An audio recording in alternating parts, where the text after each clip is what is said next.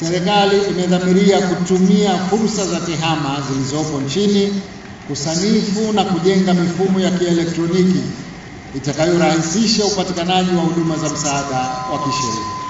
Hii ni hatua muhimu katika kuimarisha misingi ya uwazi na uwajibikaji katika kutoa huduma za msaada wa kisheria na kurahisisha ukusanyaji, utunzaji na uchakataji wa takwimu. Serikali inalenga kuvunja kabisa vikwazo vinavyosababisha wananchi kutoifikia haki kwa kuweka mifumo inayofikisha huduma hadi ngazi ya kata, vijiji, mitaa, shehia, ikiwalenga zaidi vijana, hususan wale walio katika vyuo vikuu na vyuo vya kati pamoja na makundi maalum. Mtakumbuka kwamba kwa mara ya kwanza kampeni ya msaada wa kisheria ya Mama Samia ilitekelezwa kwa muda wa miaka mitatu kuanzia mwaka 2023 hadi mwaka 2026. Katika kipindi hicho mafanikio makubwa yamepatikana katika historia ya nchi yetu, ambapo kwa mara ya kwanza huduma za msaada wa kisheria zilifika kwa kiwango kikubwa hadi vijijini.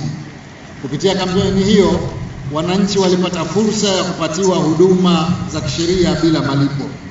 Huduma zilijumuisha elimu juu ya masuala ya kisheria, utatuzi wa migogoro kwa njia mbadala, uwakilishi katika vyombo vya utoaji haki kupitia mawakili wa kujitegemea, ushauri wa kisheria na kuandaliwa nyaraka za kisheria.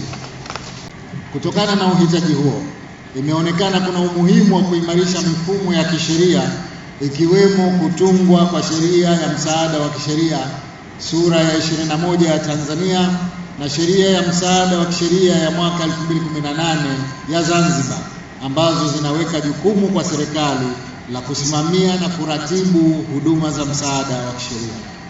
Kupitia sheria hizi, serikali imeendelea kuweka na kutekeleza mikakati na mipango madhubuti ya kuhakikisha wananchi, hususan wasiokuwa na uwezo wa kumudu gharama za huduma za kisheria, wanaifikia haki kwa wakati na kwa usawa.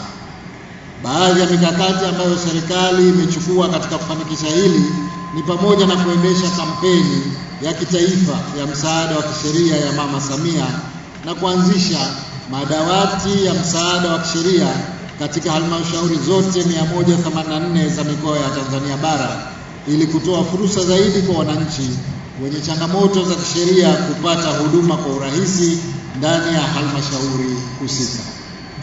Haki ya mwanadamu katika jamii yoyote, hususan inayozingatia utawala wa sheria, ni msingi wa utawala bora. Tangu kuasisiwa kwa taifa letu, jambo la msingi na ambalo limekuwa la kipaumbele ni kuhakikisha kwamba haki inapatikana kwa wote na kwa usawa. Kwa lengo la kufikia azma hiyo, mara zote serikali imeendelea kuimarisha mifumo ya kisera na kisheria inayosimamia upatikanaji wa haki. Pamoja na jitihada hizi za serikali, bado kuna changamoto za wananchi walio wengi, hususan wanyonge, kutoipata haki kwa wakati, kwa usawa na ufanisi kutokana na umbali na gharama za huduma za kisheria. Ndugu wananchi, mabibi na mabwana, niseme tu kwamba tunakushukuru sana, na leo hii tunazindua Mama Samia Legal Aid kampeni awamu ya pili hapa Zanzibar. Ni kwa maelekezo yake Mheshimiwa Rais Dr. Samia Suluhu Hassan. Tunasema asante sana Mheshimiwa Rais Dr. Samia Suluhu Hassan. Mheshimiwa mgeni rasmi, moja ya maneno muhimu na mambo muhimu ya serikali ni kusimamia na uzingatiaji wa haki za binadamu na utoaji wa huduma za msaada wa kisheria.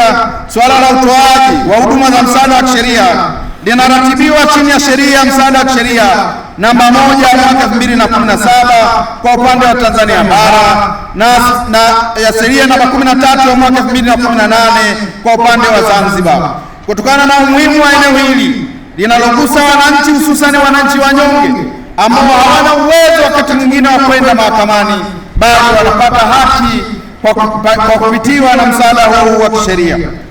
Awamu ya pili ya kampeni ya msaada wa kisheria inatekelezwa kwa kuzingatia nadharia ya mabadiliko na minyororo ya matokeo ili kuweka uwiano kati ya afua zinazotekelezwa na matokeo yanayotarajiwa katika muda mfupi, wa kati na muda mrefu.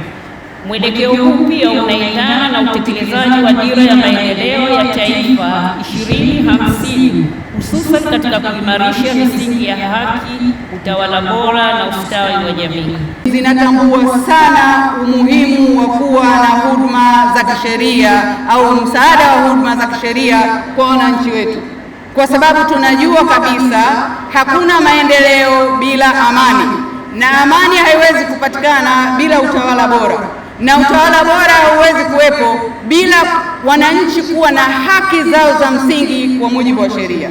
Na ndio maana Bunge la Jamhuri ya Muungano wa Tanzania kupitia serikali yetu tulitunga sheria ya huduma za kisheria mwaka 2017 na tukafanya marekebisho mwaka 2023.